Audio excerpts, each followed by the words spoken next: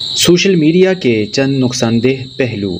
Social media اگر دینی ضرورت کے پیش نظر بقدر ضرورت استعمال کیا جائے تو ٹھیک ہے، ورنہ اس کے بہت زیادہ نقصانات ہیں۔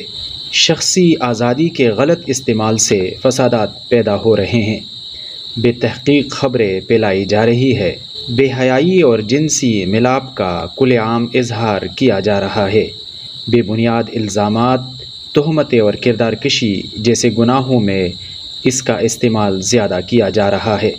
جسمانی صحت پر اس کے برے اثرات پڑ رہے ہیں، تعلیم میں حرج لازم آ رہا ہے، بھاگ کر شادیاں کرنے کا رواج عام ہو رہا ہے، اسلامی تہذیب کے بجائے غیر اسلامی تہذیب اپنائی جا رہی ہے، نوجوان نسل گانے بجانے، فلمیں، ڈرامے اور بیہودہ مناظر دیکھنے کے عادی بن رہی ہے، سب سے بڑھ کر وقت ضائع ہو رہا ہے۔